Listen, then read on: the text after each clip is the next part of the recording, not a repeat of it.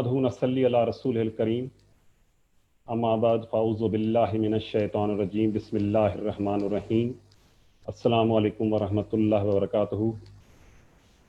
मैं doctor Abdul Qadir Kori medical superintendent Asian institute medical science Hyderabad Sindh Pakistan से आपसे मुखातिब हूँ। आज आप लोगों का बहुत बहुत शुक्रिया, आपने अपने कीमती टाइम से निकाल कर हमें ज्वाइन किया। आज हमने जो टॉपिक जो वर्ल्ड हेपेटाइटिस डे से हैं वो आपको बताऊंगा, हमारे प्रेजेंटेशन है। On the occasion of World Hepatitis Day, session is hepatitis C treatment and elimination and what family physician should know. With the collaboration of Pakistan Society, Study Liver or DVPS SLD, Asian Institute of Medical Science, Hyderabad, Sindh, Pakistan. Request to all participants, please to listen carefully and to get the benefit for patients. At the end of session, the question and session answers will be from you. First of all, I invited Mr. Abdul Sumro. He is a concerned physician and gastroenterologist in our Institute of Medical Science, Hyderabad. He talked on about Fibroscan, value of Fibroscan and in liver disease. So, back over to Dr. Abdul Sumro साहब। जी, मैं doctor Abdul Hafeez Soomro हूँ। मैं Asian Institute of Medical Sciences Hyderabad के अंदर as a gastroenterologist, physician and gastroenterologist काम कर रहा हूँ।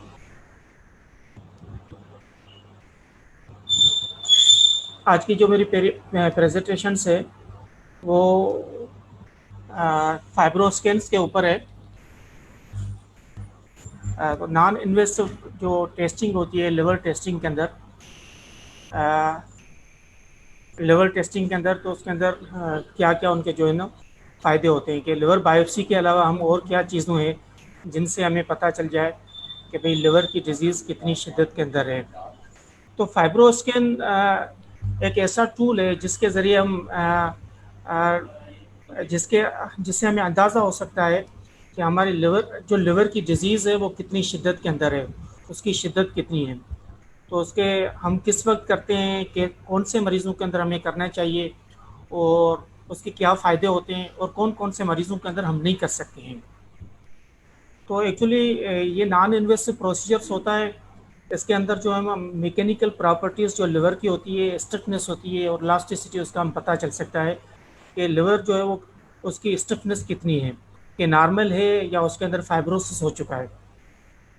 तो ये क्या होता है, फाइब्रोस्कैन ऑपरेटिंग प्रिंसिपल VCTE होती है, वाइब्रेशन कंट्रोल ट्रांजिट इलास्टोग्राफी होती है। पहले तो हम इसके बारे में ये जानेंगे कि ये किस तरीके से किया जाता है, उसके अंदर क्या क्या चीज़ें होनी चाहिए। तो ये फाइब्रोस्कैन जो होता है वो एक मैकेनिकल इंड्यूस जो है शेयर वेव जो है प्रोड्यूस करता है। फिर उस वेव को जो है ना स्पीड उसकी की जाती है और उसके स्पीड के हिसाब से जो है ना वो कैलकुलेट की जाती है स्टिफनेस लिवर की। तो ये इस तरीके से होता है कि हम जो है मरीज़ को जो है वो लाइंग पोजीशंस के अंदर, फिर ये जो प्रोब होता है वो उसके लिवर की साइज़ के ऊपर रखा जाता है, फिर उसके हिसाब से जो है ना हम उसकी मेजरमेंट करते हैं। तो इसकी स्पीड अगर लो होती है तो उसकी लो स्टिफनेस होती है, जब हाई स्पीड होती है तो उसकी हाई स्टिफनेस होती है। उसके अंदर अल्ट्रासाउंड वेव्स होते हैं जिसकी वजह से शेयर वेव होती है, जिसके हिसाब से हमें पता चलता है। फिर उसके डिफरेंट मोड्स होते हैं कि लिवर टिश्यूज़ के अंदर कितनी चीज़ें जो लिवर टिश्यू को हम किस तरीके से मेजरमेंट कर सकते हैं। अगर शेयर वेव जैसे इस पिक्चर के अंदर जो है वो जैसे दिखाई दे रहा है कि इसकी डेप्थ अगर स्लो है तो उसका मकसद ये है कि लिवर अभी नॉर्मल है, इसके अंदर कोई स्टिफनेस नहीं है, फाइब्रोसिस नहीं हुआ है। अगर उसके वेव्स अगर रैपिडली आ रहा है, फास्ट हो रहा है, तो दैट मीन्स इसके अंदर फाइब्रोसिस हो चुका है। तो हम फाइब्रोस्कैन क्यों करते हैं, कौन से मरीजों के अंदर करते हैं, लिवर के कौन सी चीज़ों के अंदर करते हैं। देखिए हमारे पास जो है वो ज़्यादातर जो पेशेंट्स आते हैं लिवर के अंदर, तो हमारे पास हेपाटाइटिस B और C के पेशेंट्स होते हैं। और भी डिजीज़ होती है जिसके अल्कोहलिक लिवर डिजीज़ होती है या नेश नॉन अल्कोहलिक लिवर डिजीज़ होती है, और बाकी भी विल्सन डिजीज़ होती है जिसके वजह से फाइब्रोसिस और सिरोसिस हो जाता है। मगर ज़्यादातर जो हमारा बर्डन जो है, हमारे पास डिजीज़ का बर्डन है, वो हेपाटाइटिस B और C की वजह से होता है। तो ये जो फाइब्रोस्कैन हम करते हैं तो उनके क्या फ़ायदे हो सकते हैं। एक तो हम इसलिए करते हैं कि भाई ट्रीटमेंट स्टार्ट करने से पहले वो मरीज़ जो हेपाटाइटिस बी और सी के होते हैं उनके अंदर हम फाइब्रोसिस करते हैं, फाइब्रोस्कैन करते हैं, तो हमें फाइब्रोसिस का पता चल जाए तो उस हिसाब से हम ड्यूरेशंस, ट्रीटमेंट के ड्यूरेशंस का हम पता चल सकता है कि हम इस मरीज को कितने अरसे के लिए हम ट्रीट करें। और उसके बाद जब हम ट्रीट कर लेते हैं तो फिर उसमें रिस्पांस टू थेरेपी कितना हुआ है, कि उस मरीज को उसको फ़ायदा हुआ है कि नहीं हुआ है। फिर अगर ट्रीट कर लिया तो कौन से मरीजों के अंदर फाइब्रोस्कैन से हमें पता चल जाता है कि फॉलो अप करें कि कौन से मरीजों के हम उसकी जो है वो हेपाटोसेलुलर कार्सिनोमा के लिए स्क्रीनिंग करें, और कौन से मरीजों के अंदर हम इसकी एंडोस्कोपिक सर्विलेंस करें। या एक फाइब्रोस्कैन का फ़ायदा ये भी होता है कि एक ऐसा पेशेंट्स जिनकी हम सर्जरी, इलेक्टिव सर्जरी करने जा रहे हैं, तो उनकी हम फाइब्रोस्कैन करके हमें पता चल सकता है कि इसकी सर्जरी इलेक्टिव करनी चाहिए कि नहीं करनी चाहिए, और उसके अंदर कितने परसेंटेज के अंदर जो है उसकी कॉम्प्लिकेशंस या डिकम्पेंसेशंस के चांसेस हो सकते हैं। तो ये फाइब्रोस्कैन का फ़ायदा होता है। जैसे हेपाटाइटिस, ये हम फाइब्रोस्कैन की जो है वो स्कोरिंग होती है कि भाई हम 3 से लेके जो है वो 76 तक स्कोरिंग कर सकते हैं। जैसे हेपाटाइटिस बी की है कि उसकी स्कोरिंग 9 या 9 से ज़्यादा हो तो इससे पता चल जाता है कि भाई इसके अंदर सिग्निफिकेंट फाइब्रोसिस है। और हेपाटाइटिस सी के अंदर अगर 9.5 से या 9.5 से ज़्यादा हो तो उसमें सिग्निफिकेंट फाइब्रोसिस है। HCV और HIV के साथ अगर 11 से ज़्यादा है तो सिग्निफिकेंट फाइब्रोसिस है। कोलेस्टेटिक लिवर डिजीज़ के अंदर भी 10 से अगर ज़्यादा है तो उसमें सिग्निफिकेंट फाइब्रोसिस है। और इसके बाद जो है हम सिरोसिस का पता चलता है जब ऐसे मरीज़ जिनके अंदर 12 या 12 से ज़्यादा होता है, स्पेशली हेपाटाइटिस बी और सी के अंदर, तो इसकी रिजल्ट से हमें अंदाज़ा हो जाता है कि ये मरीज़ सिरोटिक है। तो ऐसे मरीजों के अंदर फिर हम ड्यूरेशन ऑफ थेरेपी का जो है ना डिसीजन कर सकते हैं। तो फाइब्रोस्कैन करने से पहले हमें क्या एहतियात करनी चाहिए कि जिस मरीज़ का हम फाइब्रोस्कैन करें तो वो कम से कम 3 घंटे से ज़्यादा जो है उसकी फास्टिंग होनी चाहिए, और पानी पी सकता है मगर खाना नहीं खाया हुआ हो। तो जैसे मैंने पहले बताया कि भाई हम फाइब्रोस्कैन जो करते हैं, फाइब्रोस्कैन से हमें पता चल जाता है कि भाई इसके अंदर फाइब्रोस्कैन के बाद इसमें फाइब्रोसिस कितना है, इसमें सिग्निफिकेंट फाइब्रोसिस है या सिरोटिक हो चुका है। तो उसी हिसाब से फिर हम जो है वो ट्रीटमेंट का ड्यूरेशन डिसाइड करते हैं। वो पेशेंट्स जिसके अंदर फाइब्रोसिस नहीं है, लो फाइब्रोसिस है, जिनकी स्कोर 7 से कम है, तो उसके अंदर फिर हम 12 वीक तक जो है वो थेरेपी देते हैं। और वो पेशेंट्स जिनके अंदर बहुत ज़्यादा फाइब्रोसिस है तो उसके अंदर फिर जो हम 24 वीक्स की ड्यूरेशन का ट्रीटमेंट का प्लान कर सकते हैं। तो ये डिफरेंट जो है वो इंटरनेशनल गाइडलाइंस है, AASLD की है, WHO की, ईजल की है। ये फर्स्ट लाइन टेस्ट की जाती है कि भाई आप ट्रीटमेंट शुरू करने से पहले आप फाइब्रोस्कैन कर लें, तो आपको अंदाज़ा हो जाएगा कि भाई इस फाइब्रोस्कैन करने से हमें ट्रीटमेंट का ड्यूरेशन कितना चलना चाहिए। फिर वो मरीज़ जिनकी ट्रीटमेंट हो गई तो उसको फॉलोअप कैसे करें, हम सर्विलेंस कैसे करें HCC के लिए, जिनके अंदर सिग्निफिकेंट फाइब्रोसिस है, जो हमने पहले वाली स्क्रीनिंग जैसे मैंने आपको बताई, ये वाली जिनके सिग्निफिकेंट फाइब्रोसिस 9 या 9 से ज़्यादा हो तो उसके अंदर हम फिर स्क्रीनिंग करनी चाहिए फॉर HCC के लिए। या वो पेशेंट्स जिनको सिरोसिस हो चुका है तो उनकी 12 से स्कोरिंग ज़्यादा है तो फिर हम सर्विलेंस फॉर एंडोस्कोप सर्विलेंस हम कर तरीके से फाइब्रोस्कैन की जो है वो रिपोर्टिंग बनाई जाती है। और ये लो एट्यूनेशन होता है तो उसके लो एट्यूनेशन से पता चलता है कि सारे लिवर को हो रहा है, और हाई एट्यूनेशन के अंदर लो एट्यूनेशन के लो स्टेसिस और हाई एट्यूनेशन के हाई स्टेसिस होता है। आप सबकी बड़ी मेहरबानी। Thank you very much, Dr. Abdul Sah. Now I have invited Dr. Javed Iqbal Khaskali Saab. He is a consultant gastroenterologist in AIIMS Institute of Medical Science, Hyderabad. His topic is how treatment of hepatitis C. So, Mr. Javed Iqbal Saab. Hello, आवाज़ आ रही है? जी जी। बिस्मिल्लाहिर्रहमानिर्रहीम। मेरा नाम doctor Javed Iqbal है और मैं AIIMS hospital में कंसल्टेंट गैस्ट्रोएंटरोलॉजिस्ट हूँ। आज मैं हेपेटाइटिस सी की ट्रीटमेंट के हवाले से डिस्कस करेंगे और बताएंगे कि क्या ऑप्शंस अवेलेबल हैं हमारे पास। शुरू में हेपेटाइटिस सी का ट्रीटमेंट ऑप्शन जो है इंटरफेरॉन हुआ करती थी, मगर इंटरफेरॉन के साथ बहुत सारे इश्यूज थे जिसमें पेशेंट टॉलरेट नहीं कर सकता था, उसके साथ साइड इफ़ेक्ट्स होते थे और कंप्लाइंस भी अच्छे नहीं होते थे और रिजल्ट्स भी इतने खातर नहीं थे, जिस वजह से बहुत इश्यूज रहते थे। मगर जब से ये डायरेक्ट एंटीवायरल एजेंट्स या ओरल एंटीवायरल्स के आने के बाद ये सारे इश्यूज रिजॉल्व हो चुके हैं। हम ट्रीटमेंट क्यों करते हैं, हमारा मेन गोल क्या होना चाहिए ट्रीटमेंट के लिए? एक तो ये होना चाहिए कि हमें प्रिवेंशन करनी चाहिए, लिवर से रिलेटेड कॉम्प्लिकेशन से प्रिवेंट करना चाहिए, जैसे हेपेटिक नेक्रो इन्फ्लेमेशन है, फाइब्रोसिस है, सिरोसिस है, डिकम्पनसेशन है, एचसीसी है या एक्स्ट्रा हेपेटिक मैनिफेस्टेशंस हैं, इनसे हम प्रिवेंट करते हैं। दूसरा, क्वालिटी ऑफ लाइफ इंप्रूव हो जाती है। अगर जल्दी से हम ट्रीट कर लेते हैं तो पेशेंट्स आगे चल के आसाइटिस डेवलप नहीं करता, डिकम्पनसेट नहीं करता, तो उसकी लाइफ बेहतर रहती है। और तीसरी चीज़ ये कि हम वो पेशेंट किसी और को ट्रांसमिट ना करे, जनरल पॉपुलेशंस जो हैं उसमें ट्रांसमिट ना हो। तो एक प्रिवेंशन से रोकता है, क्वालिटी ऑफ लाइफ इंप्रूव होती है और कॉम्प्लिकेशन से पेशेंट को बचाया जा सकता है। अब किन पेशेंट्स को हम ट्रीट कर सकते हैं, इंडिकेशन क्या है?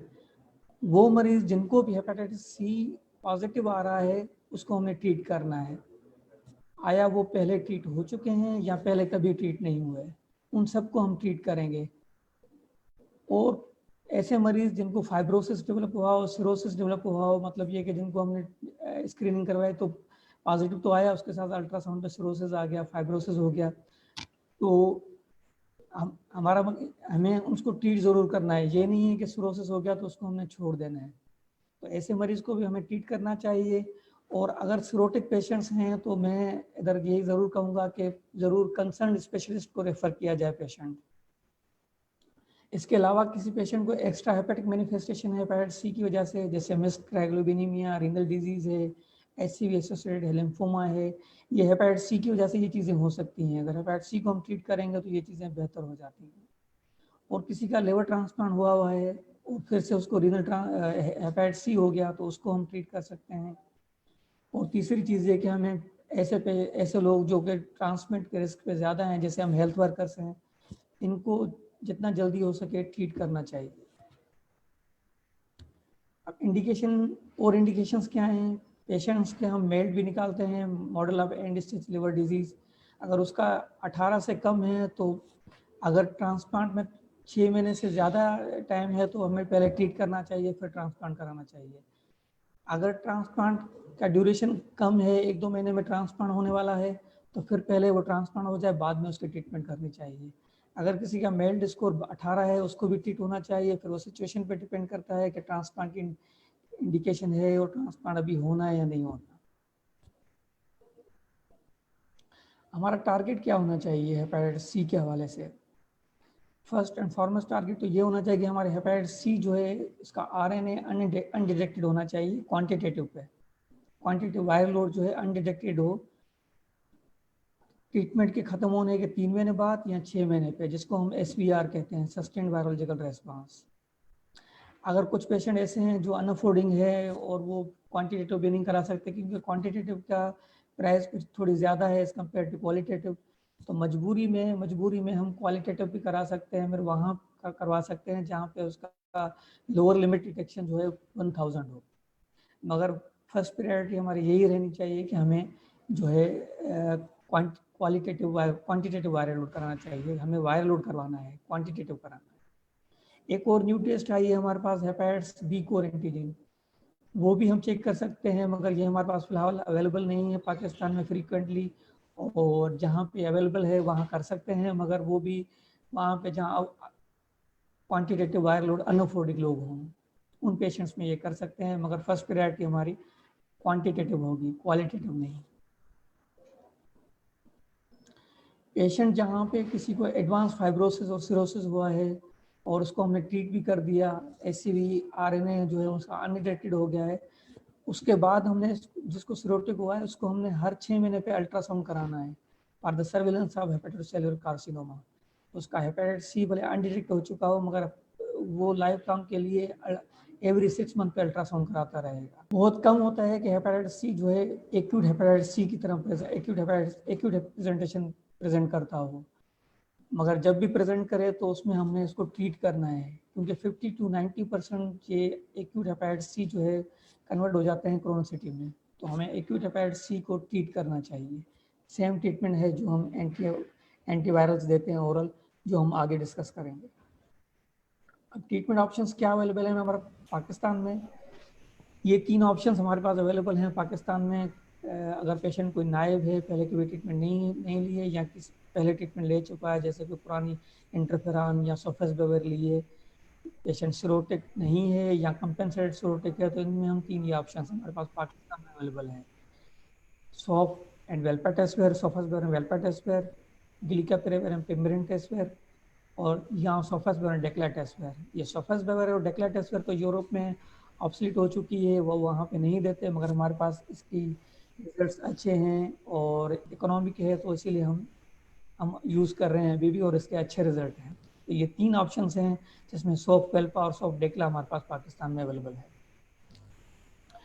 और पेशेंट जो कि डिकम्पनसेटेड हैं, जैसे कि किसी को असाइटिस हो चुकी है, या कभी ब्लीडिंग हुई है, मेटामेसिस हुआ है, या कभी इनकेफलोपैथी हुई है, तो उसमें जो ऑप्शंस अवेलेबल हैं जो पाकिस्तान में हैं वो सोफेस्टिवर एंड वेल्पाटेस्वेयर है विद राइबाविरिन 12 हफ्ते के लिए, या सोफेस्टिवर एंड डेक्लाटेस्वेयर है राइबाविरिन के साथ 12 हफ्ते के लिए, या फिर सोफेस्टिवर लेडिस्पेवर है। ये हमारे पास यूज़ नहीं होती, अवेलेबिलिटी का भी इशू है। अगर राइबाविरिन इसमें हम नहीं देते, क्योंकि डिकम्पनसेटेड पेशेंट्स में एचपी का हीमोग्लोबिन लो रहता है, तो इन पेशेंट्स में हम अगर विदाउट राइबाविरिन देंगे तो 24 वीक्स में देंगे। मैं फिर इधर रिपीट करूंगा कि ऐसे पेशेंट जो डिकम्पनसेटेड सिरोटिक हैं, उनको आप स्पेशलिस्ट की तरफ रेफर करें, क्योंकि इनमें बहुत सारे इश्यूज दूसरे भी होते हैं ट्रीटमेंट के हवाले से। ये ट्रीटमेंट ऑप्शंस अवेलेबल हैं जो टेबलेट्स फॉर्म में है, एक सिंगल टेबलेट फॉर्म में है, कोई 3 टेबलेट्स में है, कोई 2 टेबलेट्स में है। ये हमारे पास अवेलेबल हैं, जो कि कुछ पाकिस्तान में अवेलेबल हैं, कुछ पाकिस्तान में अवेलेबल नहीं हैं, मगर ये रिकमेंडेड है अकॉर्डिंग टू ईजल गाइडलाइन। अच्छा, कहाँ पे हम ये ट्रीटमेंट नहीं दे सकते? ऐसे पेशेंट जो कार्बामेज़ेपिन ले रहे हैं, या फेनेटोइन ले रहे हैं, या ऐसी ड्रग्स ले रहे हैं जो साइटोक्रोम P450 जो है पीजी इंड्यूसर हैं, तो उसमें नहीं देंगे, क्योंकि अगर उसके साथ हम देंगे इन ड्रग्स के साथ तो ड्रग का लेवल कम हो जाएगा। तो एक तो इन ड्रग्स के साथ नहीं देना, और दूसरा प्रोटीज इनहिबिटर हैं जिनमें ये ग्रेजोप्रेवर है, पैटिप्रेवर है, वॉक्सिलाप्रेवर है, ग्लिकाप्रेवर, जिनमें एंड में PREVIR आता है। ये हम डिकम्पनसेटेड सिरोटिक पेशेंट्स में नहीं देंगे, जिनको असाइटिस हो चुकी है, जिनको इनकेफलोपैथी हो चुकी है, जिनको हेमेटोमेसिस हुआ है, तो इनमें हम नहीं देंगे। और आल दो ये हमारे पास अवेलेबल भी नहीं है, ना ही फ्रिक्वेंटली यूज़ होती हैं, मगर ये आगे चल के अगर आती हैं तो ये हम नहीं देंगे। अच्छा, हमारे पेशेंट्स को, हर पेशेंट को जो है गैस्ट्रिक इश्यूज रहते हैं, तो PPI अक्सर यूज़ होती रहती हैं हर पेशेंट में। तो जिनको भी डायरेक्ट एंटीवायरल एजेंट्स दे रहे हैं या हेपेटाइटिस सी की ट्रीटमेंट दे रहे हैं, तो उसमें हमें PPIs जो है वो लो डोज पे देनी है। ओमिप्राजोल होगी तो 20 mg OD देनी है, या एस्माप्राजोल है तो वो भी 20 mg OD देनी है। बाकी H2 एंटागोनिस्ट है वो अपने हिसाब से डोज, नॉर्मल डोज के हिसाब से दे सकते हैं, मगर ओमिप्राजोल और एस्माप्राजोल 20 mg के हिसाब से देनी है। अगर फुल डोज में देंगे तो लेवल ऑफ ड्रग जो है इसका वायरल एंटीवायरल का वो कम हो जाता है, तो उसकी एफिकेसी इतनी अच्छी नहीं रहती। अच्छा, कुछ ट्रीटमेंट स्पेशल ग्रुप होते हैं जो कि मैं इधर सुपरफिशियल डिस्कस करूंगा, और मैं अभी फिर रिपीट करूंगा कि ऐसे पेशेंट्स जो मैं भी डिस्कस कर रहा हूं, अगर आपके पास आते हैं तो कंसर्न्ड स्पेशलिस्ट को रेफ़र करने चाहिए। ये कुछ स्पेशल ग्रुप्स हैं जिसमें किसी को हेपेटाइटिस बी भी है, सी भी है, उसको कैसे ट्रीट किया जाए। हेपेटाइटिस सी की वजह से, जैसे मैंने पहले बताया, क्रायोग्लोबुलिनीमिया हो गया, लिम्फोमा हो गया, रीनल इश्यूज हो गए, उसमें कैसे ट्रीट करना है। डायलिसिस पे मरीज है, उसको सी हो गया, उसको कैसे ट्रीट करना है। लिवर के अलावा कोई ट्रांसप्लांट हुआ है, जैसे रीनल ट्रांसप्लांट हुआ, उस डायलिसिस के दौरान सी हो गया था, तो उसको कैसे ट्रीट करना है।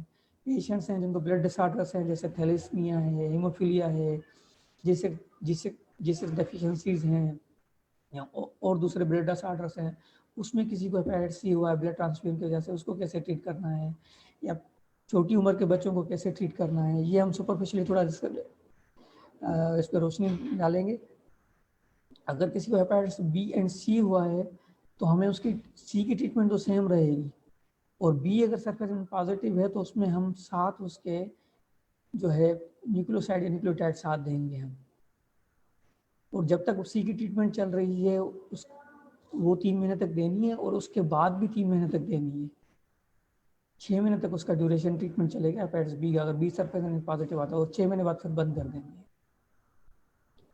अगर किसी को हेपेटाइटिस बी सरफेस नेगेटिव है मगर कोर एंटीबॉडी पॉजिटिव है, तो उसमें भी सी की ट्रीटमेंट तो सेम रहेगी, मगर हम उसको LFT मॉनिटर करते रहेंगे एवरी मंथ पे।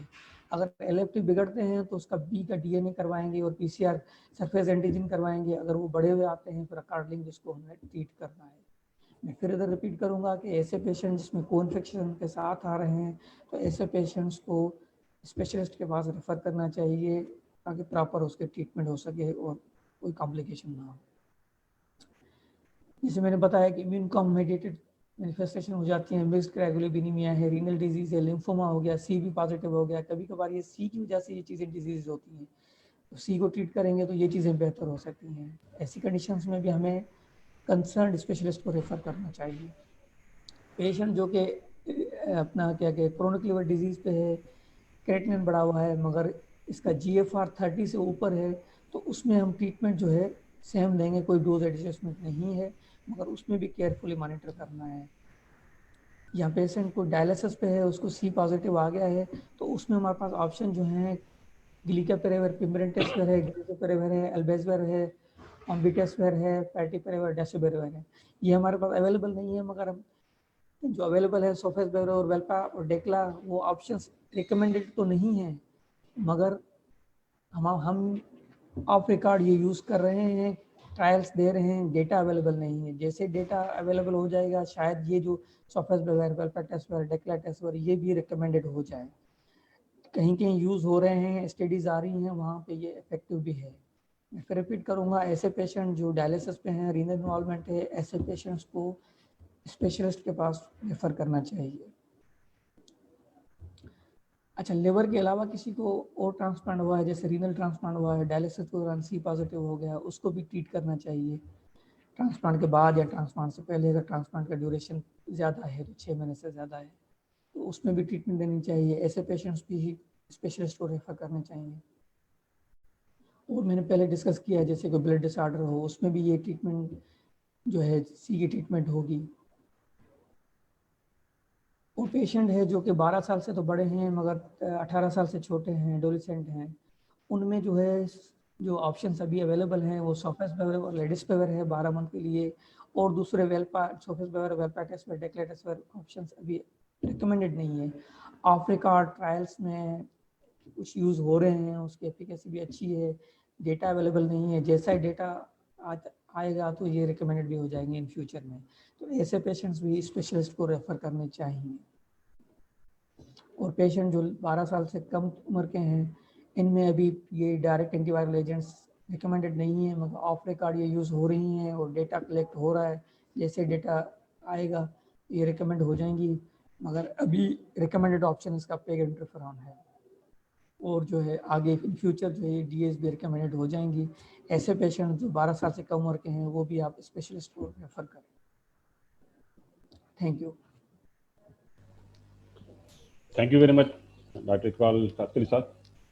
Next speaker is our topic is liver disease burden in Pakistan and Asia Pacific. Presented by Dr. Saadat Ali. He is a consultant gastroenterologist. Please welcome to Dr. Saadat Ali. Bismillahirrahmanirrahim. Good afternoon and welcome to this webinar. And this webinar is being organized on the occasion of World Hepatitis Day, which is celebrated or commemorated every year on 28th of July. And this year the theme of the World Hepatitis Day is hepatitis-free future as declared by WHO. My task today is to review the liver disease burden in Pakistan and Asia Pacific region.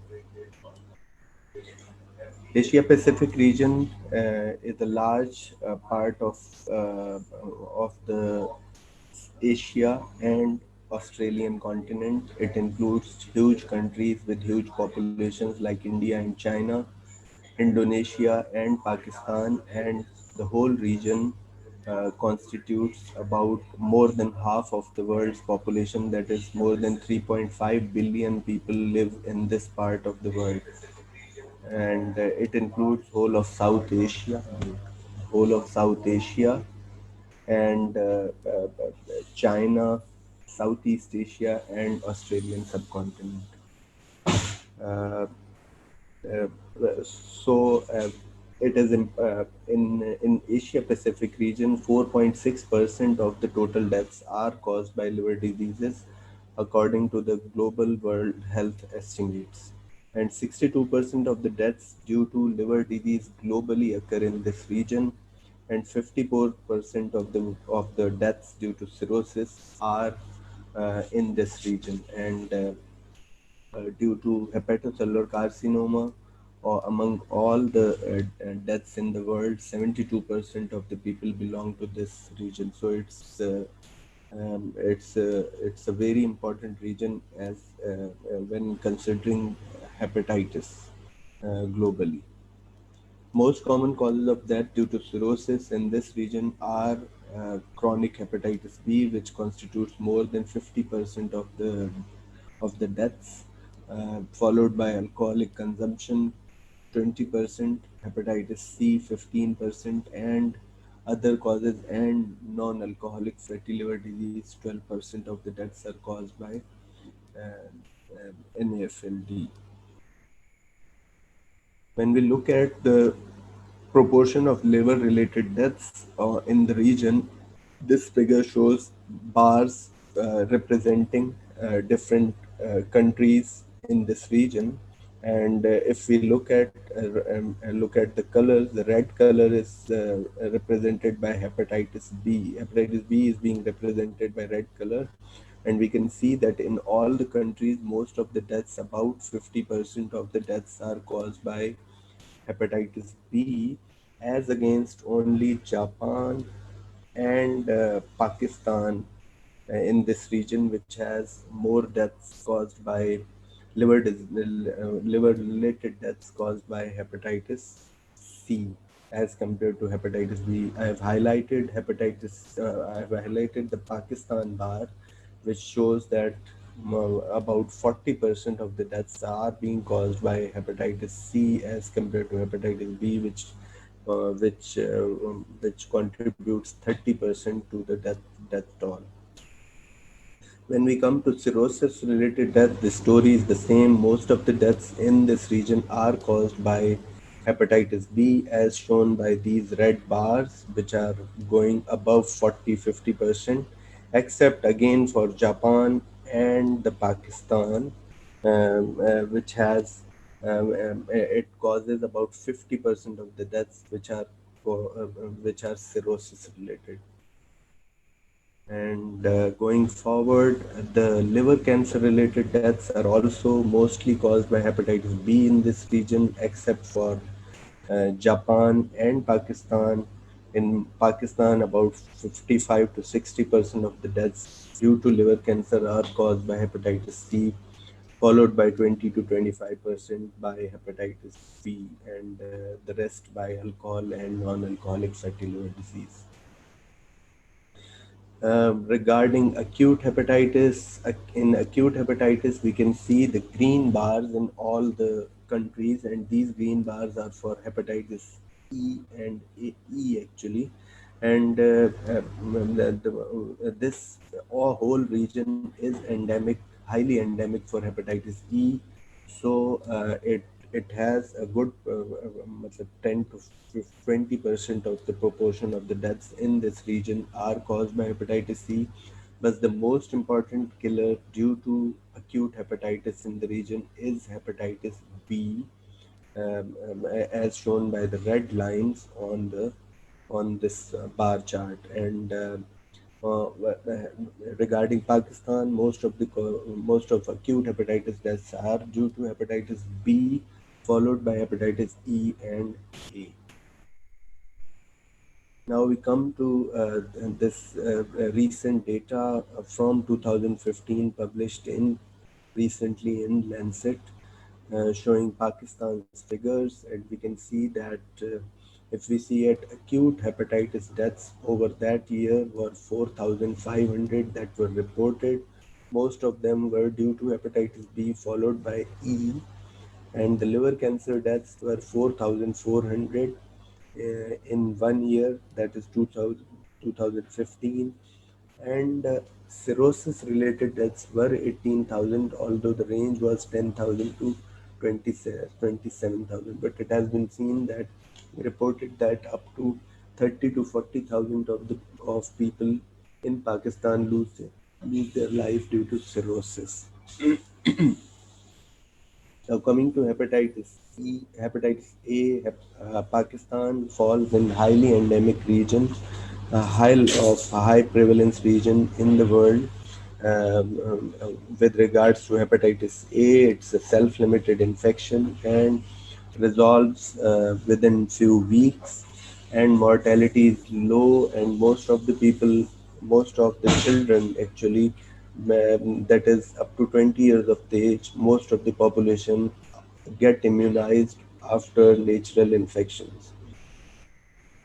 About hepatitis E, Pakistan also and this Asia Pacific region falls in a highly endemic area for hepatitis C, and it is also a self-limited infection.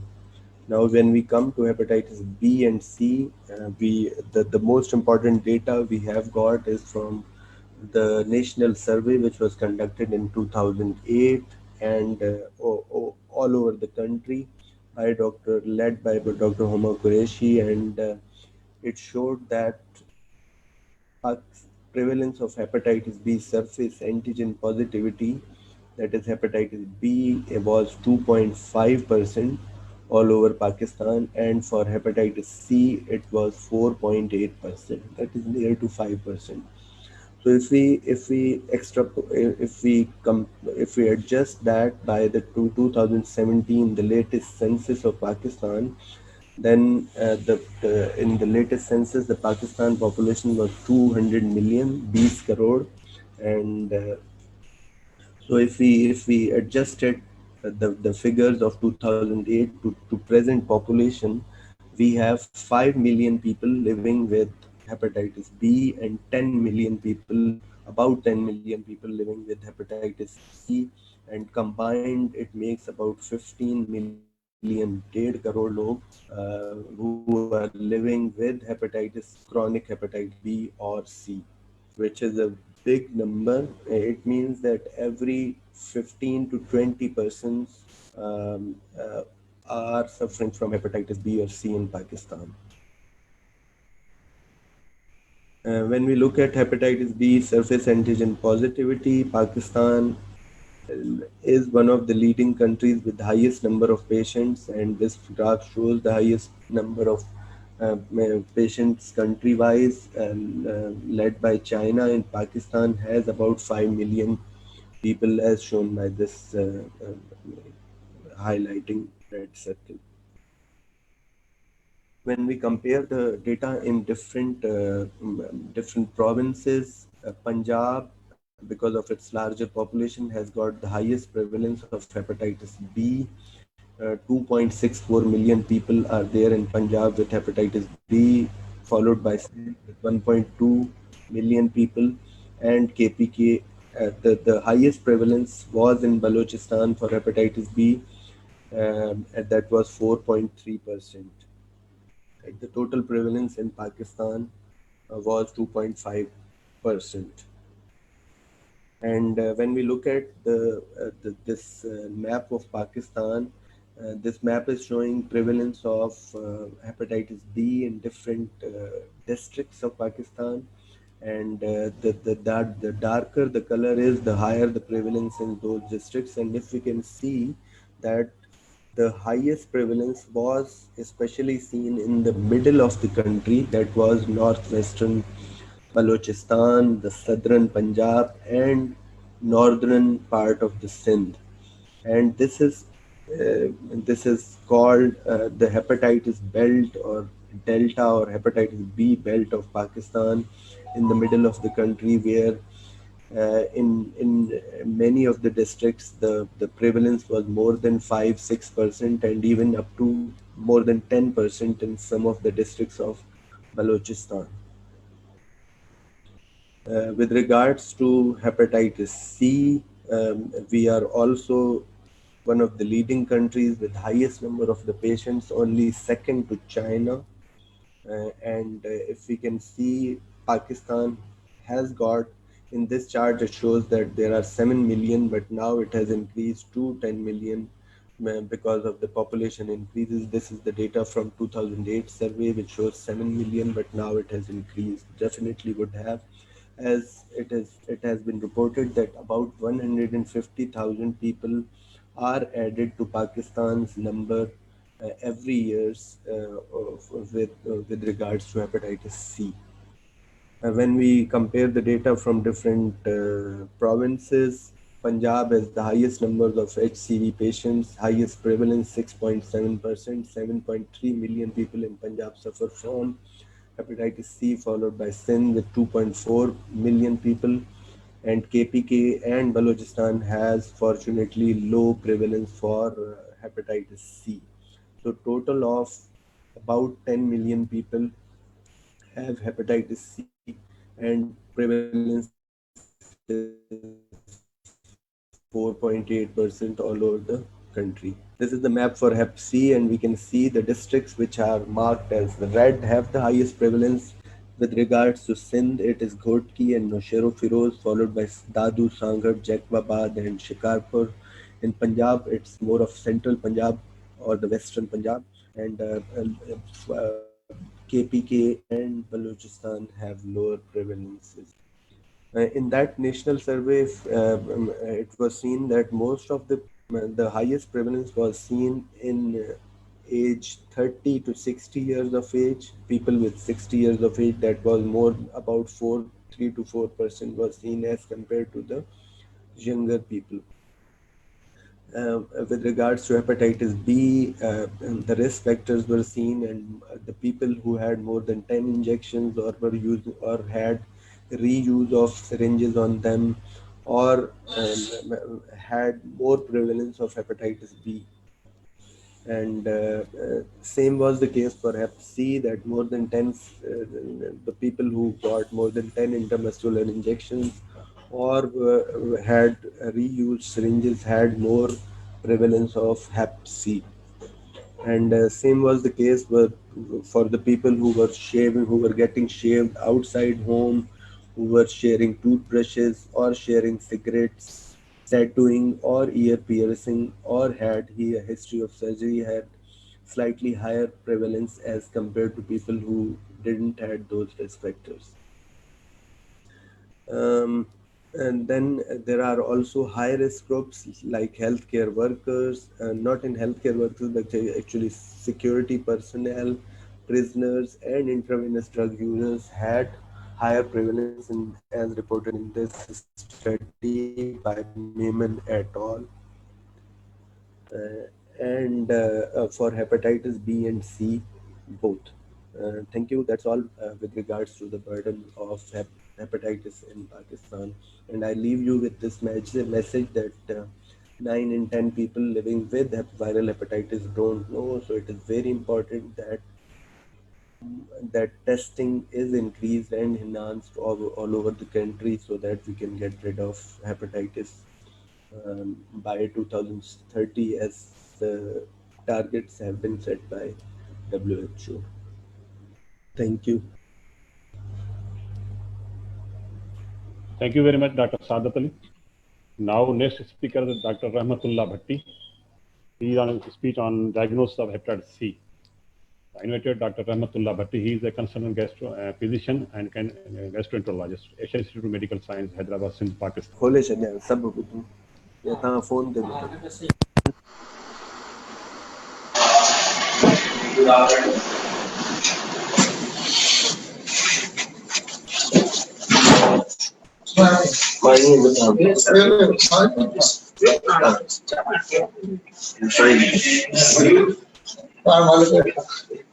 Assalamu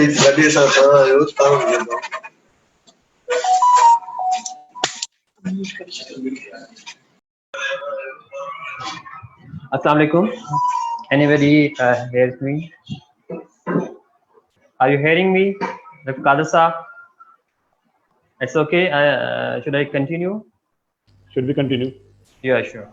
Thank you. Assalamu alaikum. I am Dr. Ahmed Bhatti, and I'm having the privilege of being a team member of Asian Institute of Medical Sciences. And my today's talk is based on hepatitis C virus screening and its further diagnostic testing. The previous speaker made this point clear that the hepatitis C is so much prevalent, and many of us are living with HCV, and they even don't know that they are having this dangerous, deadly virus within their body. So it's recommended that one should get tested. So uh, so there is a question that why one should get tested. So whether he or she will get benefit of this? Yes. So if one can have HCV without symptom, and if he is having a screening test, then he can get a treatment to suppress the virus and may get cure from it. In this way, he may protect himself by getting early treatment from cirrhosis and the complication of cirrhosis like liver failure and other complication of decompensation, and in the end result of the deadly cirrhosis, the SCC, by this means of getting early testing and getting early treatment, he can prevent himself from getting SCC. In the indirect way, he may protect his family as well and his friends as well, because it's a communicable disease and one can transmit or can communicate the infection to their nearby persons or their households. So it's definitely it's recommended to get everyone having a HCV test. So the recent recommendations of international societies also recommended that there should be a universal hepatitis C screening, and all adults from 18 years to 79-year-old, what matter, they should have get tested for HCV in lifetime span. And apart from this, only those persons who are living in a prevalence area where there is a prevalence is less than 0.1%, they can get tested if they are on high risk.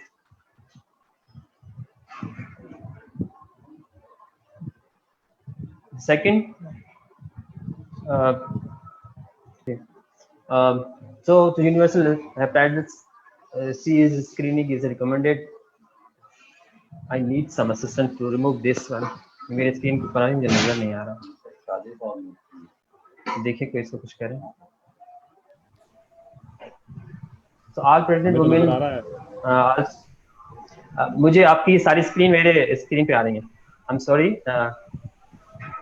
मुझे आप लोगों की pictures जो है मेरी screen पे नजर आई तो मुझे मेरी स्लाइड नजर नहीं आ रही. जी सर, आपकी स्क्रीन शो हो रही है. मेरी स्क्रीन शो हो रही है. जी जी जी. एक्चुअली मेरी स्क्रीन आधी नजर आ रही, मुझे ऊपर आ रहे हैं, ओवरलैप हो रहा है. कंटिन्यू करें सर, कंटिन्यू करें. ठीक है, चलिए, I will try to manage it. So universal hepatitis C screening is recommended in all adult patients, except where there is a prevalence is less than 1%. So it's hardly any area of the world is remaining behind that having a prevalence of less than 1%. So it's universal to get tested everybody in lifespan time. And the other group which should be tested is the all pregnant women during each pregnancy should get tested. And there is also a condition, if the prevalence is less than 1%, then they can be exempted from this screening. Apart from this, the all-time hepatitis testing is recommended in regardless of the age, and setting up prevalence in people with recognized condition are exposed. Those patients who are highly exposed or who are on high risk, they should be tested for HCV, and these are pupils who are currently using or injecting drugs. So one there, this was recommendation. This the people in America who were born between the 1945 to 1965. They are the baby boomers. So this recommendation is no more is valid now, because it's now recommended to get screened and to know whether they are having C. So everybody should be tested. Every adult should be tested for the HCV. So this is not a particular indication currently. The other peoples who had ever injected drugs, even if it was just once or a long time ago, and the other people who are having other infection apart from the HCV, that like having HIV, they are on high risk of having HCV, so they should be tested. And other people who are having medical condition like having renal failure and on hemodialysis, so they should be tested for HCV. And any person with an abnormal LFTs, like increase or abnormal alanine aminotransferase level, and those patients are those subjects who had blood transfusion in the past, or blood components has been infused, or had a organ transplant before July 1992. They should be they must be screened for the HCV. And those who got clotting factor concentrates made before 1987. So these cutoff values, after that, universal screening was implicated before this blood transfusion and before the use of blood products. So those persons who got the blood transfusion before this area, they should be tested for HCV. And those who received blood from donor who later tested positive for HCV. If one person was transfused from a person, at that time he was negative, but later on that person came to be positive, then the receiver should be again tested for having HCV, whether they got infection or not. And some professional persons like healthcare workers and their patients, first responders, and other who work with the team, or who have having HCV infected accidental needle injury, they should be tested for the HCV. And there is a recommendation to screen children as well, those children who born to women having HCV. So those women who are having HCV, their children should be screened for detection of the HCV.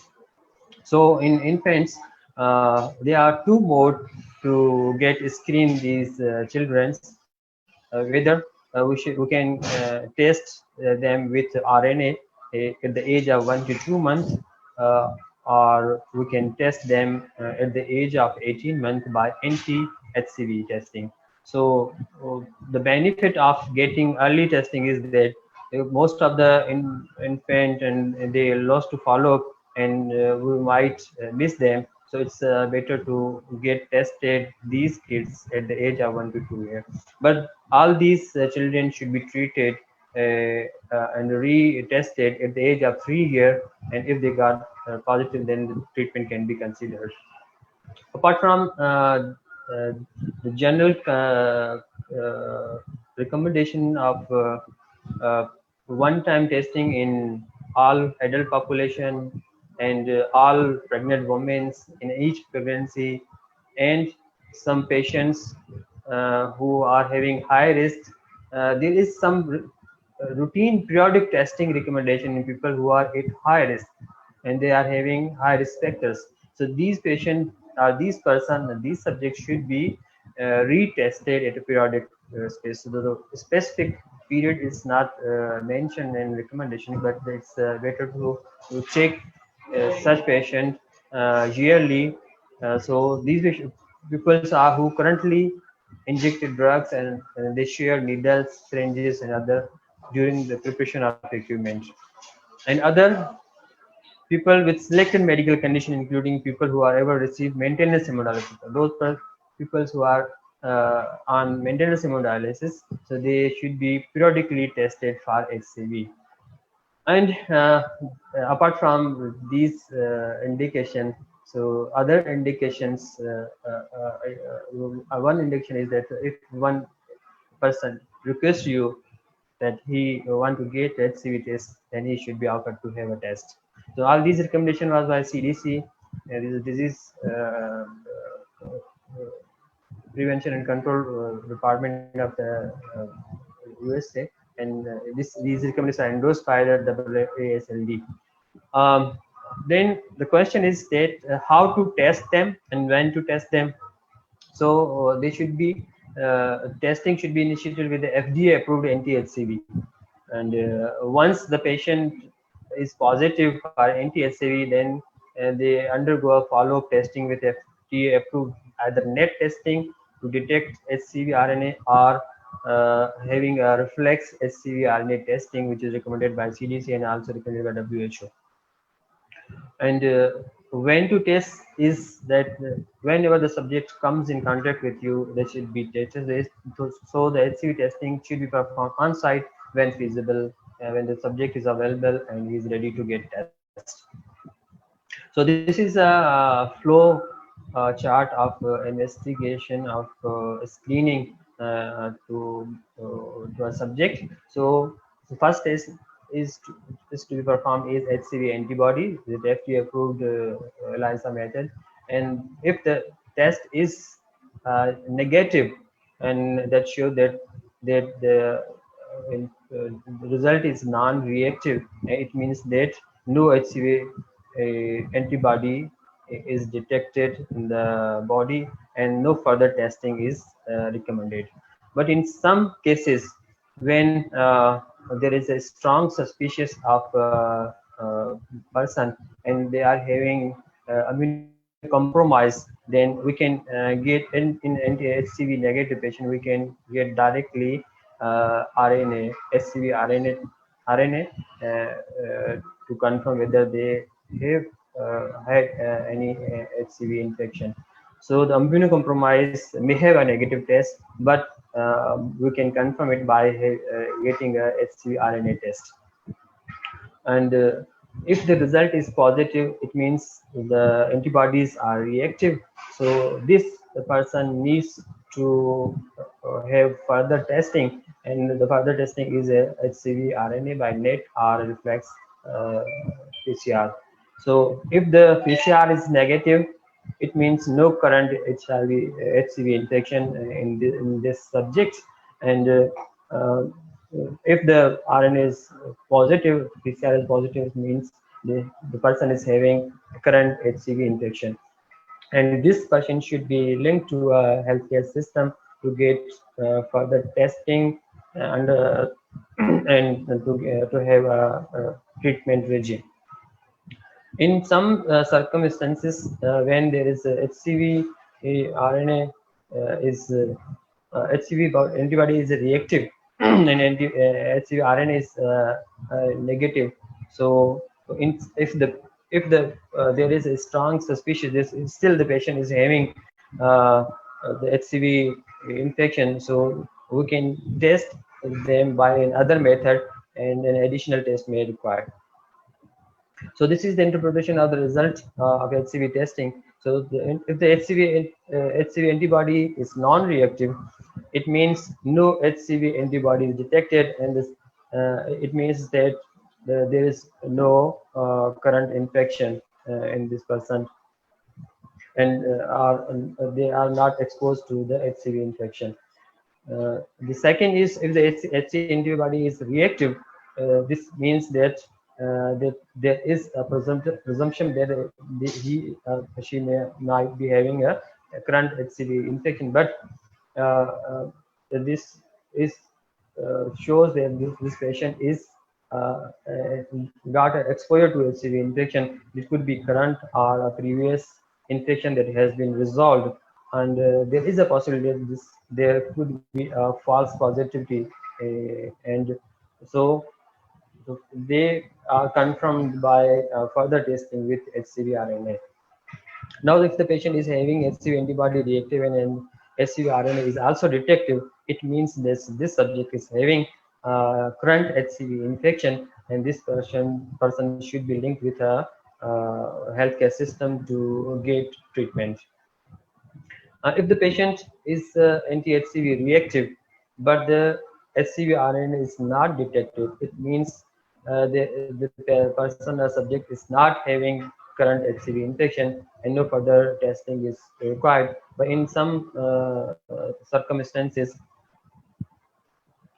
if there is a strong suspicion that one might be having the HCV infection, then the HCV antibody or RNA can be repeated after 6 months. So the theme is that everybody should get tested, and if one comes to be HCV positive or having current infection, then one get cured by getting treatment. So though every adults, they are subject to get test and get treatment, and every pregnant woman in every pregnancy, and those persons who are having a high risk factors, they get screened regularly for HCV, and if they get, turn to be positive for HCV, then they should get treated or cured. So once the infection is confirmed that HCV antibody is positive and HCV RNA is also detected, then there is further testing to start the treatment. So the following laboratory tests are recommended any time prior to starting DAA's therapy. So the HCV viral load is recommended, and usually when we getting HCV PCR the first time, we order a viral load, so we can also make the treatment feasible. And other test is genotyping. The genotyping is not recommended universally, but if we are planning to provide a non-pan genotypic DAAs, then genotyping and its subtypes are recommended. And the following liver tests are recommended within 6 months before starting direct acting antiviral therapy, and this includes complete CBC. So we should know whether they are having hemodynamically stable, hemodynamics are stable or not, and whether there is underlying liver damage or not. So some laboratory tests, blood tests, the blood panels are recommended. This includes international normalized ratio, INR, hepatic function panel that include albumin, total and direct bilirubin, and aminotransferases, and aspartate aminotransferase and phosphatases. These are the part of the LFTs. And one should know the renal status of that patient before starting treatment, and also the status of hepatitis B and HIV. So there are some categorization or some categories of patients before starting direct antiviral therapy, whether they are having disease, whether they are having HPV co-infection, or whether they are having HIV co-infection. So they are recommended that they should get underlying disease if they are having. And there is recommended that before starting treatment, one should get know that whether there is underlying fibrosis or not, because the treatment guidelines are different for cirrhotic patient are having fibrosis, and the duration of therapy differs, and even the regime sometimes differs, and even we should be having idea whether patient is having underlying decompensation or not. For that, evaluation of advanced fibrosis using non-invasive markers or and elastography and rare liver biopsy is recommended for all determine the need for initiating additional measures for the management of HCV with cirrhosis. So, like hepatocellular carcinoma screening periodically by ultrasound and olfactory protein. So, the underlying fibrosis or advanced cirrhosis is indication for HCC surveillance. So before starting treatment, one should know that whether the patient is chronic infection or having fibrosis or cirrhosis. Fibrosis is essential prior to HCV, and this can be done simply in our setup. We usually, even before going to HCV PCR, we suggest that one should get an ultrasound, and this is a good guide of the liver disease in a first time. So we can know whether the patient is cirrhotic and is there any hepatic mass lesion. So if on first visit we encounter so many patients in our routine practice that patient came with some reports that they are having HCV and they want to be treated, and we ordered an ultrasound and the patient came with that the patient is having cirrhosis and also they are having hepatic multiple hepatic mass lesions. So it's better to get an ultrasound before getting an HCV PCR or before starting HCV treatment. And if the ultrasound is not suggestive of cirrhosis, but there is strongly suspected that one should, can be still having fibrosis, then the elastography is recommended. So elastography, this was described by Dr. Abdul Hafiz in details. So this is a good guide to stage the fibrosis. If there is a beta-wide stage 0-2, so there is no fibrosis, and this can be treated simply, and no follow-up is required. And if there is a advanced fibrosis, then the treatment duration and whether to aid ribavirin or not, and these patients may definitely require HCV surveillance and may need EGD for HCV induced esophageal varices.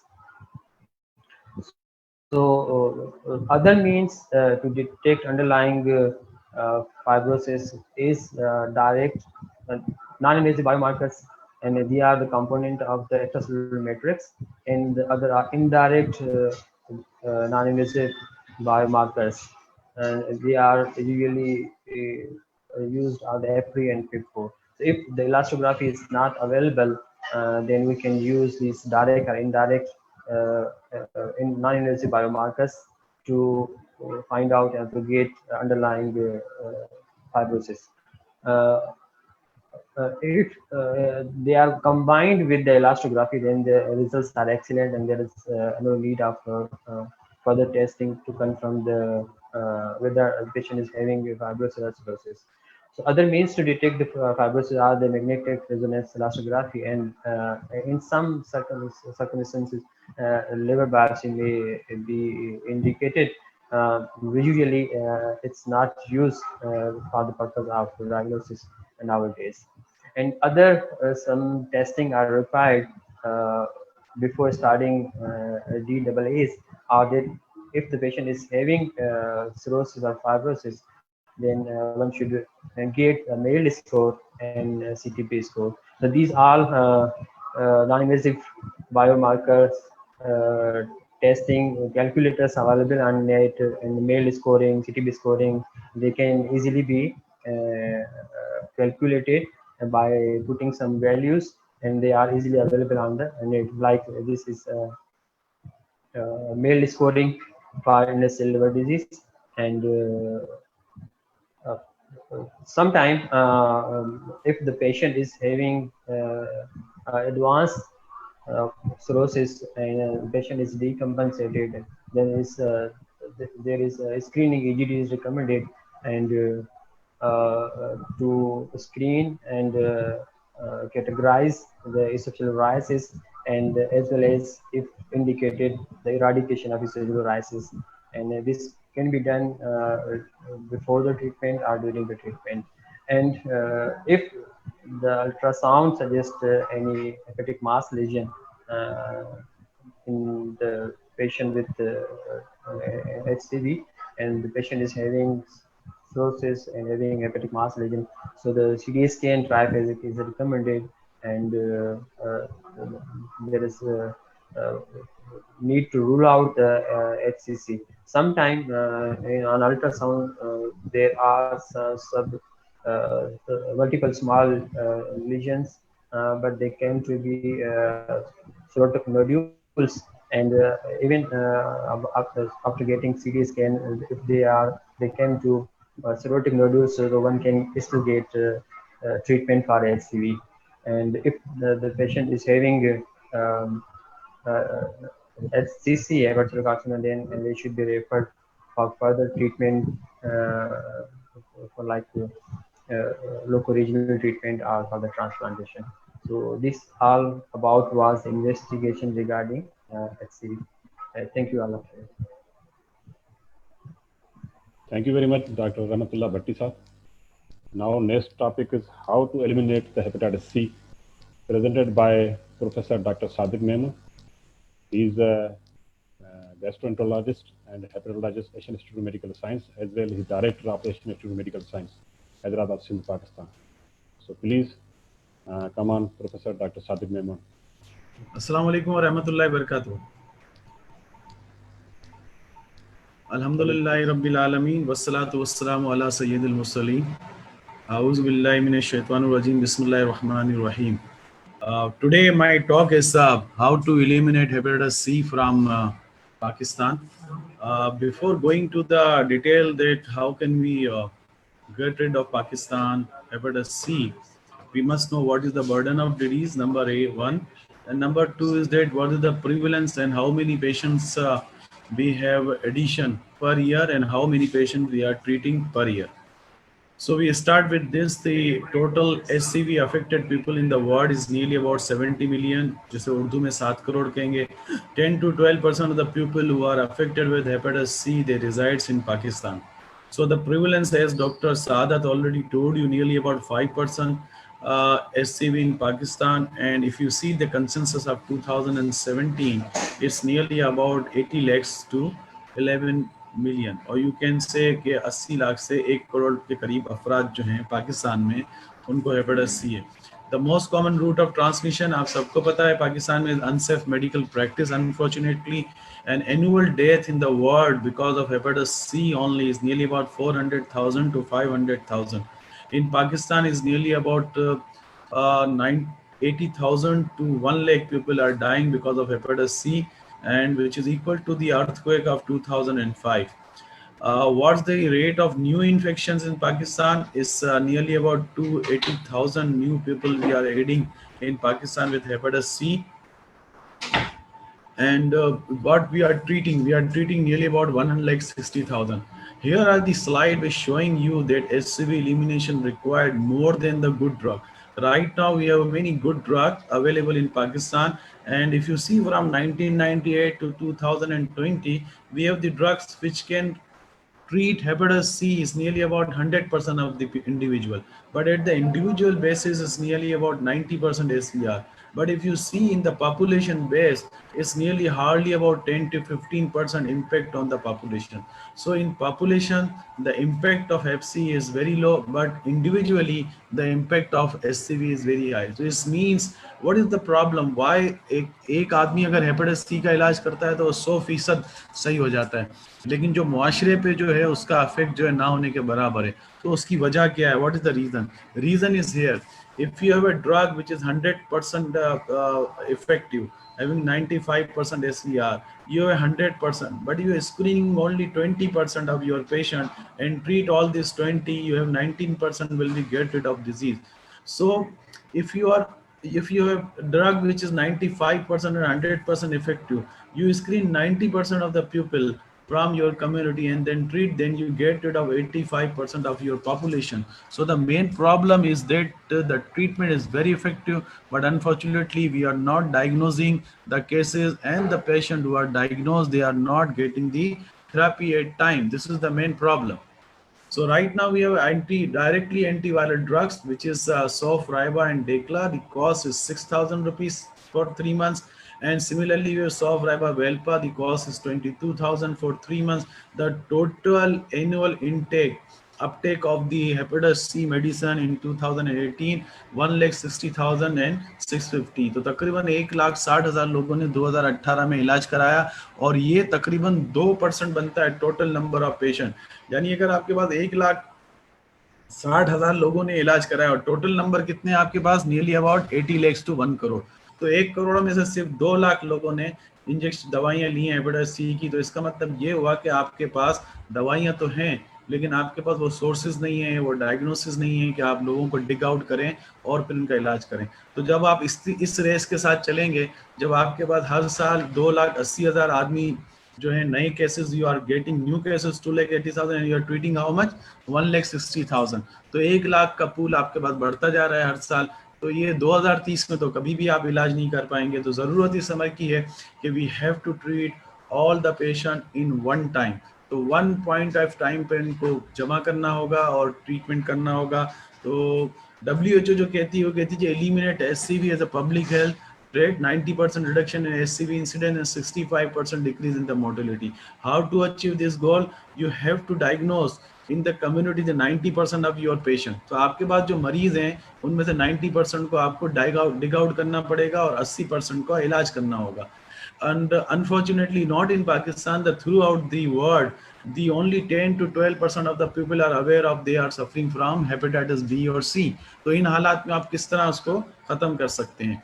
तो हमारे पाकिस्तान में जो अभी strategies हैं how to eliminate, one is the micro elimination. हमारे पास NGOs काम कर रही हैं, welfare various Selanis and others, they are providing the treatment. Government organization है, what we are doing, we are screening our patients in our clinics, testing them and providing treatment. Consultant, they have transferred their techniques to the family physician and also the nursing physician's assistant as well.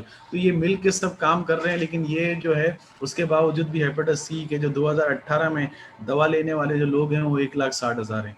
तो they are the certain projects which are online, कि आप online बैठ के consultant सारे physician से राब्ते में रहे हैं एंड दे फिजिशियन जो है उससे राब्ते में रह के दे स्टार्ट ट्रीटमेंट। तो this is the project echo, this is also very popular, but उसके भी इफेक्ट इतने ज़्यादा नहीं है जब तक इसको सही तरह इलाज नहीं किया जाए।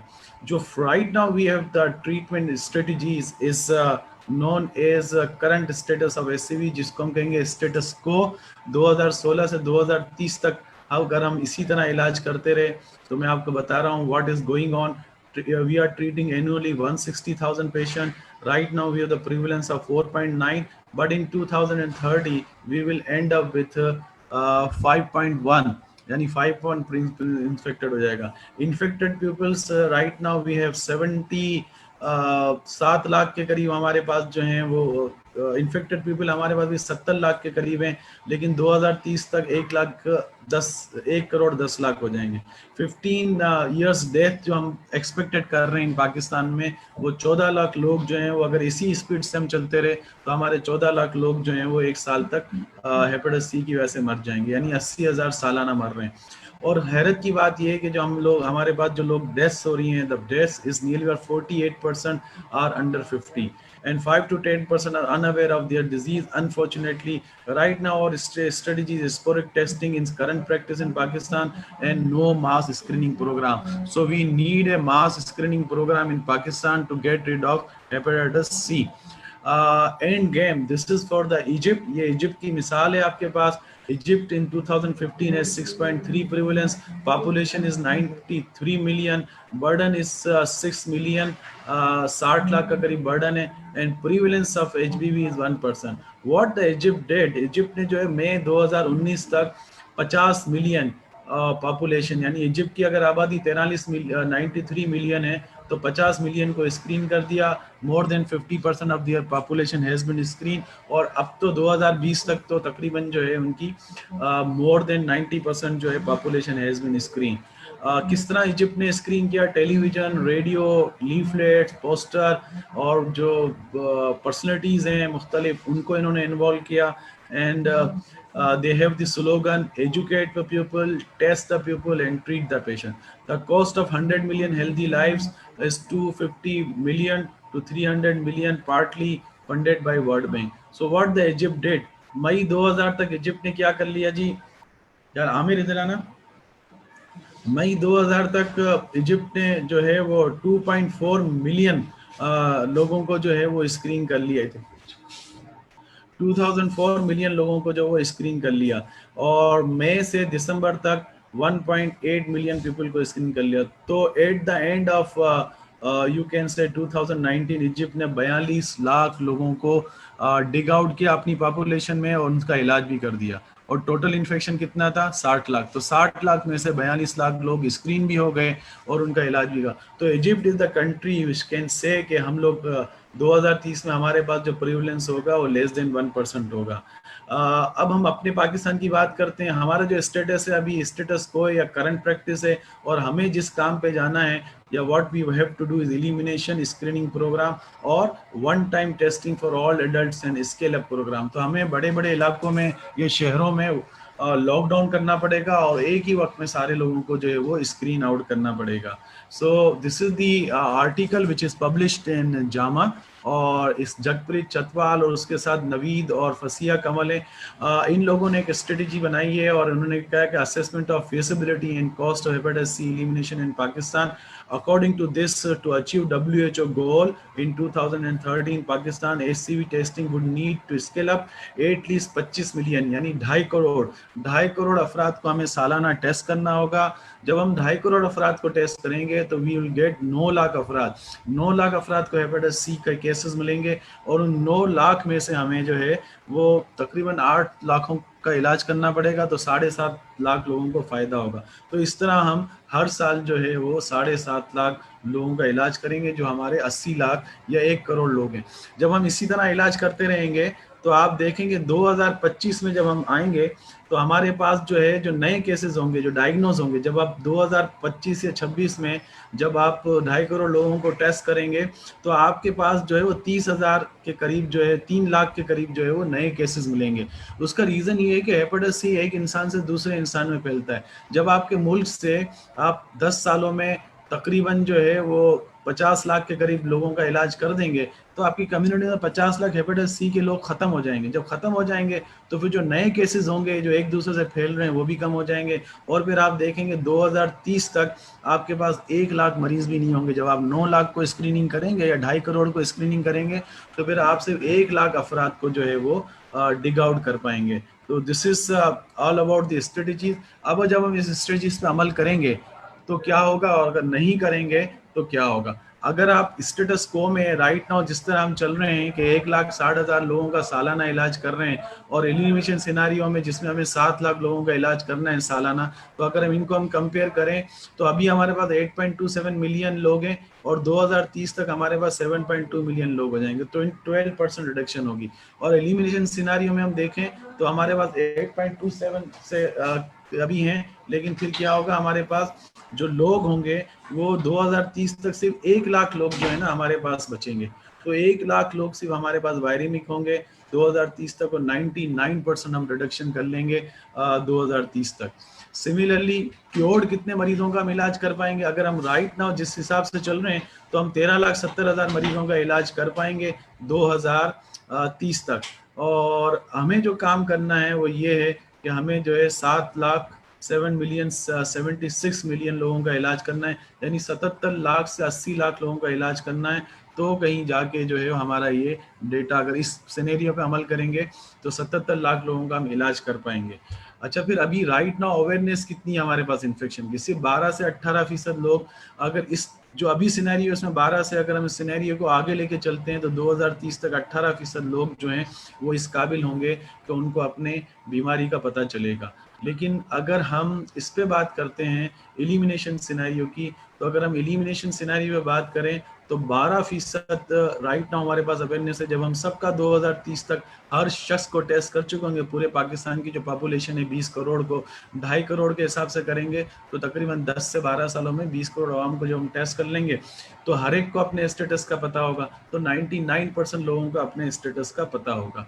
इंसिडेंस ऑफ न्यू केसेस जब हम सबको स्क्रीनिंग करेंगे, जब 7-7 लाख या 8-8 लाख लोगों को हम इलाज करेंगे सालाना, तो उस वक्त हमारे हालात क्या होंगे। और राइट नाउ जिस तरह हम इलाज कर रहे हैं 2,81,000 अफराद हर साल हमारे पास ऐड हो रहे हैं, और जब हम इस तरह की जो स्ट्रेटेजीज चली हुई है उसमें 248 यानी सिर्फ 12% हमारा इंसिडेंस कम होगा। लेकिन अगर हम हर साल 7 से 8 लाख लोगों का इलाज करेंगे तो आप देखेंगे 2,80,000 जो नए केस आ रहे हैं वो 2030 में सिर्फ 9,000 नए केस आएंगे और 97% डिक्रीज होगी हमारे न्यू केसेस में। और न्यू केसेस में जब हमारा 97% डिक्रीज होगा तो आप समझे सिर्फ 1 लाख अफराद हमारे मुल्क में हेपेटाइटिस सी के साथ रह जाएंगे। जब 1 लाख होंगे तो ऑब्वियसली जो डिसिमिनेशन है, नए केस हैं, वो भी ना होने के बराबर हो जाएंगे।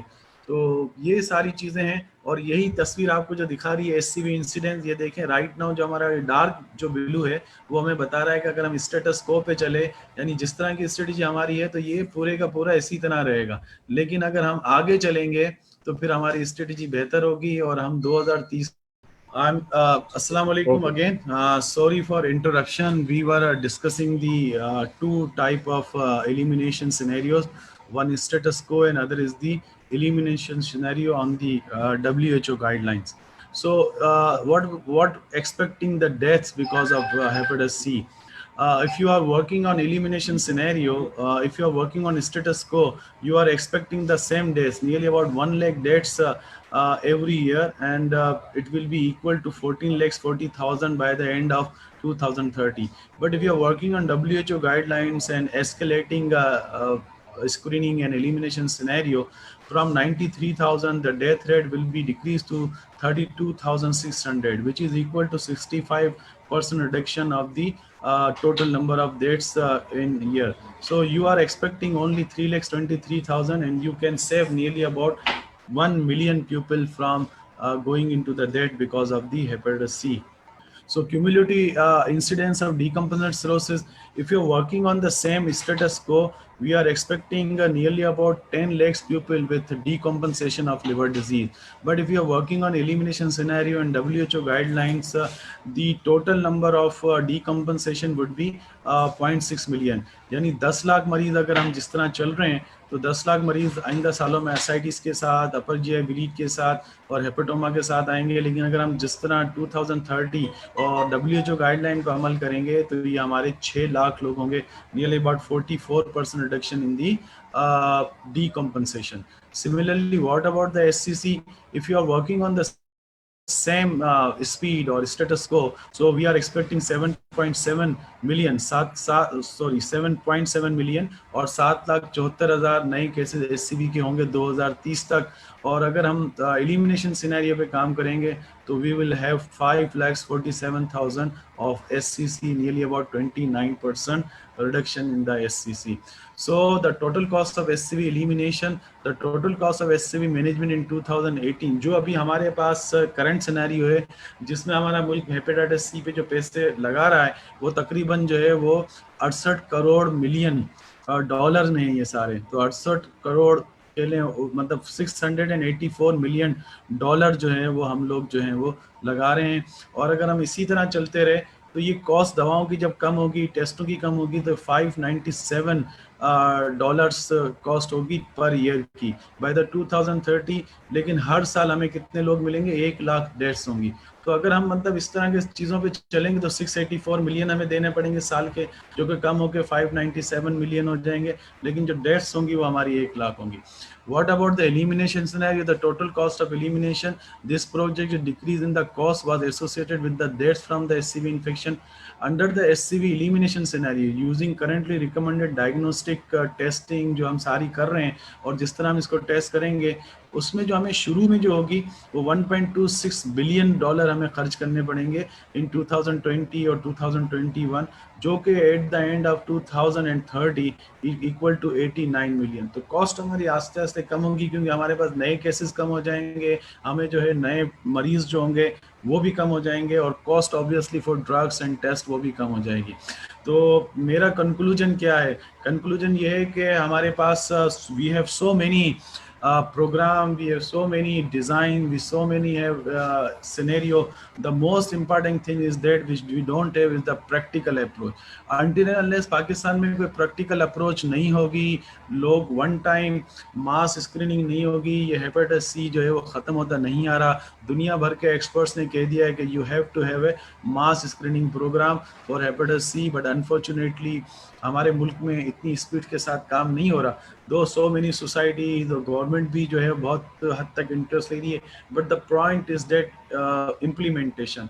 आपके सामने इजिप्ट की एग्जाम्पल है, व्हाट इजिप्ट डिड। इजिप्ट ने तकरीबन 1.5 साल में 42 लाख अफराद का इलाज कर दिया, और अपने मुल्क की तकरीबन जो है वो 10 करोड़, मतलब जो इनके पास 10 करोड़ अवाम है उसमें से 8 से 9 करोड़ अवाम को उन्होंने स्क्रीन भी कर लिया। तो इसी तरह पाकिस्तान में भी स्क्रीन करना होगा। जब तक हम स्क्रीन नहीं करेंगे, हम हर साल इसी तरह जमा होते रहेंगे और लोगों को बताते रहेंगे कि पाकिस्तान में हेपेटाइटिस सी इतना है, पाकिस्तान में हेपेटाइटिस बी इतना है, हमें ये करना है।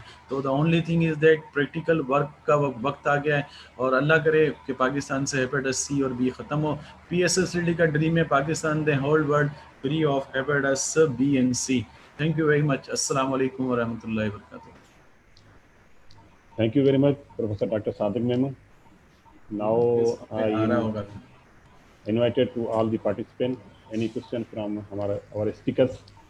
So first of all, to name of the speaker, then write the question. Bilal, आप सुन रहे हैं? अस्सलाम वालेकुम। अच्छा, एक सवाल है, आर यू हेयरिंग मी? एक सवाल है कि what is the differential diagnosis of hepatitis B and C?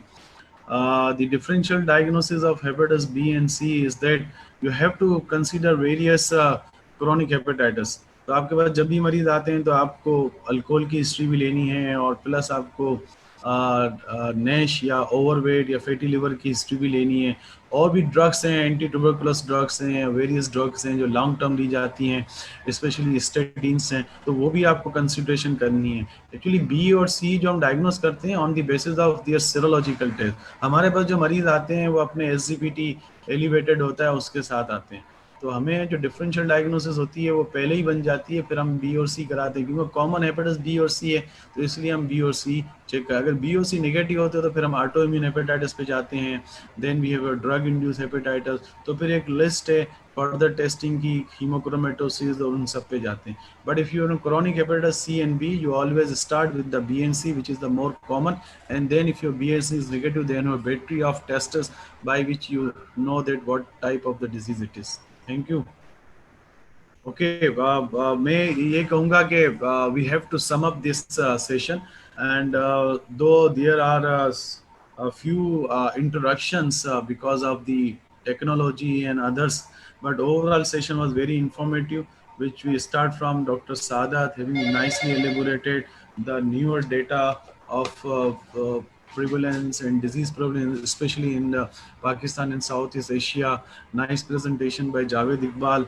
Also a very good presentation on Fibroscan. I have seen many new slides by Dr.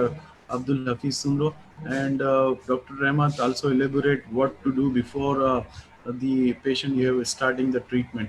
And me, I also enlighten the how to eliminate the hepatitis C. So the overall session was good, and I thankful to Dr. Abdul Qadir Kori for moderating, and the other faculty members, and also the participants, and all of above the Gates Pharma, which works with us day and night and make this event successful. Thank you very much. Over to Dr. Qadir Kori. Thank you very much, sir. Thank you very much all participants who give the time for this session. Inshallah, every session will be conducted by AIMS Institute and live on the Facebook. So thank you very much, all of you. Back over to Mr. Bilal. Thank you, Dr. Saab. Thanks to all the participants who have given very informative presentations with us and our audience, and make this session successful in an account of World Hepatitis Day. And inshallah, together with we will put our efforts to eliminate hepatitis from Pakistan. And thank you so much. With this, I would like to conclude the session. Thank you all. Thank you. Thank you. Take care all. Allah Hafiz. Allah Hafiz.